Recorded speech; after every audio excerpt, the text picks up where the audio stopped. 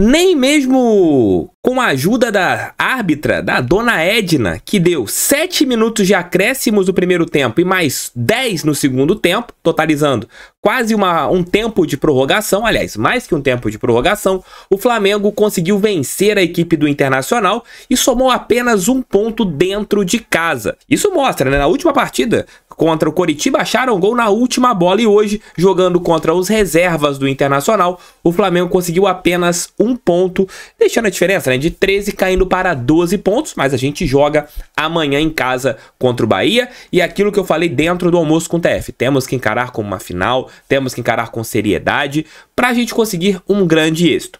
Ao contrário dos torcedores do rival que comemoraram a lesão do Tiquinho Soares, 2 jogadores do Flamengo saíram lesionados, o Arrascaeta e também o Luiz Araújo saíram com dores na coxa.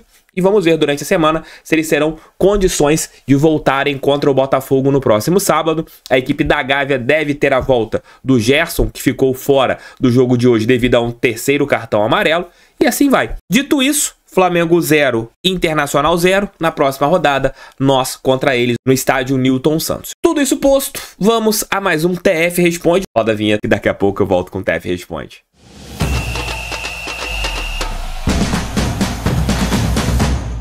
Marcinho! Felizmente MC Marcinho morreu, né, cara? Pô, quem é da minha geração curtiu muito MC Marcinho.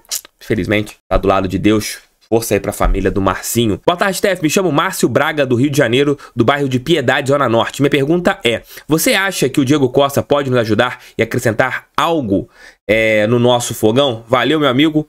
Amo o seu trabalho. Fica com Deus. Obrigado, Marcinho.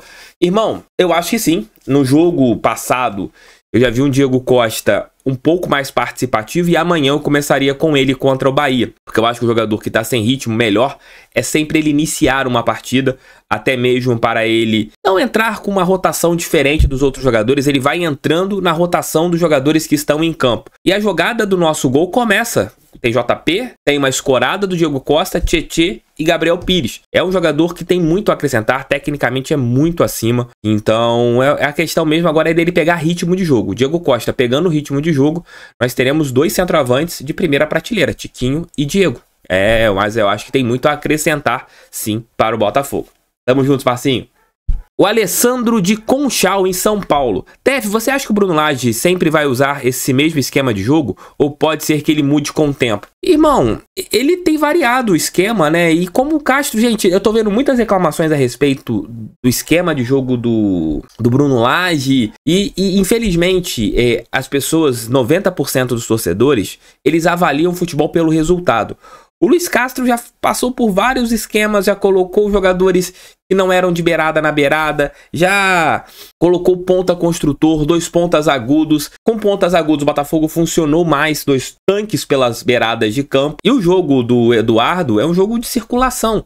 Então tem hora que ele joga no 4-4-1-1. Aí o pessoal fala, o Botafogo sempre jogou no 4-3-3. Muitas vezes não jogava no 4-3-3 quando o Sauer era ponta. Quando você joga com 2 pontas, na realidade você não joga no 4-4-2, você joga no 4-2-4. Quando você tá com o Eduardo, ou no 4-2-3-1. Porque o Eduardo pode fazer um pêndulo e você ter 2 pontas. E é isso, gente. Tô vendo muitos comentários a respeito. O Lage mudou tudo. Mudou algumas coisas na maneira de jogo, mas a forma do time jogar, a construção tática, a ordenação tática, não tem muitas diferenças. O que tem diferença hoje é o time que tá marcando um pouco mais com as linhas avançadas. O Botafogo constrói mais do que construía antigamente. Mas em relação a números, né? Como, eu não lembro qual técnico falava, números, esses números 4-4-2, 4 são linhas de ônibus. Igual contra o São Paulo. Ele joga taticamente como jogava o técnico anterior. Colocou 2 pontas, você teve 2 jogadores ali mais centralizados no meio campo, o Eduardo flutuando e o Janderson de camisa 9. E assim vai. Não tá tendo tantas alterações. Eu acho que assim, enquanto o Lage não emendar algumas vitórias, nós teremos sempre alguns torcedores questionando o trabalho do técnico, porque o torcedor é resultadista. Fernando Faria, Little Tico joga contra o Flamengo? Fernando de Piabetá, Magé, no Rio de Janeiro. Fernando, ele deve voltar a treinar em campo, se tudo acontecer bem nesse final de semana, no decorrer da próxima semana, para fazer ali, não já um trabalho de campo, mas fazendo uma transição. A recuperação do Tiquinho tá muito boa. Eu acho que vai depender muito do que será o jogo de amanhã, principalmente. O Botafogo conseguir uma boa vitória e os resultados ajudarem. Eu acho que talvez, se ele não tiver 100%, talvez segurem o Tiquinho para ele voltar 100% contra o Atlético Mineiro após a data FIFA. Mas, se o Tiquinho realmente mostrar que está bem, mostrar que realmente retornou bem, eu acredito que ele possa voltar sim contra o Flamengo. Não sei se como titular, mas talvez ele já esteja à disposição do técnico Bruno Lage, porque a sua recuperação está sendo muito boa. Um abraço, Fernando. O Júnior Santana, Tef, o que aconteceu com o General Severiano? Segue lá, cara. General Severiano pertence ao Botafogo Social, não é do Botafogo SAF, né, da SAF Botafogo, não pertence ao futebol, pertence à presidência do Durcésio Melo, que comanda o Botafogo Social e também o Botafogo Olímpico.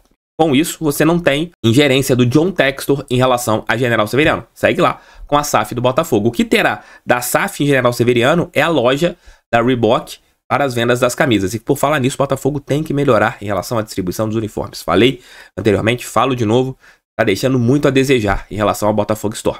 Tamo juntos. Rodinei de Unabar, Cabo Frio. Acredita que o Segovinha pode ter sequência para buscar uma titularidade ou, com suas características, ele apenas se encaixa entrando no decorrer das pelejas? Rodinei, eu acho que o Segovinha vai variar de jogo para jogo. Depende das características dos adversários, depende do que o Botafogo quer para uma partida. O Segovinha tem muitas limitações ainda na situação de uma recomposição. Amanhã, por exemplo, eu não colocaria o Segovinha de titular com o JP Galvão, porque você perderia muito no balanço defensivo, no time que tem um lado esquerdo forte, com Ratão, que é o caso do Bahia. Então, já pro segundo tempo, talvez seja um jogador que poderia entrar. Mas o Segovinha é um menino, cara, chegou agora e tá jogando mais do que até eu imaginava, até mesmo por adaptação e outras coisas. Dito isso, eu acredito que o Segovinha é um jogador que ano que vem será muito mais útil do que nesse ano. Ele vai aprimorar em algumas outras coisas, vai aprimorar no balanço defensivo e assim vai. Se o Botafogo passar pelo Bahia e pelo time da Gávea, perder os 2 jogos e o nosso, temos um a menos para nos perseguir? Sim, o empate do Flamengo, o Magno mandou essa pergunta antes do jogo do Flamengo. O Flamengo ia perder o ponto hoje. Se o Botafogo ganha amanhã, já volta a colocar mais 2 pontos para cima da equipe da Gávea. E abriremos 15 pontos para eles. Se a gente vencê-los, abriremos 18. Fora, né, da briga pelo título brasileiro. E aquilo que eu falei no começo aqui do nosso vídeo. Não basta o Botafogo tropeçar. Os adversários, eles também precisam de engrenar uma sequência. E, sinceramente, eu não vejo. Hoje, o Campeonato Brasileiro ainda tem mais 17 rodadas para a equipe rubro-negra. Mas eu não vejo o Flamengo fazendo um turno para ganhar 15 jogos agora na sequência. Para fazer um turno de 45 pontos. Eu vejo o Flamengo fazendo um turno, como fez o primeiro, de 30, 31 pontos. Porque, taticamente, é uma zona, mas tem muitos bons jogadores. E a minha preocupação para sábado que vem é, de repente, os caras estarem motivados. Os jogadores, individualmente, eles estando bem, o Flamengo pode crescer. Mas se a gente pega em relação ao que é o time do Flamengo taticamente, aí não tem conversa. O Botafogo hoje vive um momento muito melhor que o Flamengo em relação à parte tática e à parte técnica. Hoje a diferença não é tão grande entre as duas equipes. Mesmo assim, o Flamengo tem um banco formidável. Hoje saem jogadores, entram Everton Ribeiro, você tem ali entrando Cebolinha, Pedro, Alan. Você tem muitos bons jogadores que o Flamengo tem no banco de reservas. Isso é o forte do Flamengo. Se o Flamengo não tivesse um elenco com tantas boas peças, taticamente da maneira que eles estão, estariam brigando ali, com certeza, perto do Z4, com a bagunça tática que é o time da Gávea. Botafogo, igual eu falei, o adversário do Botafogo hoje, em relação ao título brasileiro, é o próprio Botafogo. Se a gente conseguir se controlar em relação a tudo, principalmente a ansiedade, o título será nosso. A gente tem que se controlar, a gente tem que ter paciência. Valeu, meus amigos, valeu, minhas amigas. Segunda manhã estarei de volta com o nosso pré-jogo de Botafogo e Bahia. Assistam os outros 2 vídeos aqui do canal. Façam agora uma trilogia canal do TF. Um beijo, tchau, tchau, fui, fica com Deus. Pra cima deles, fogão, sempre fogão. Valeu, fui!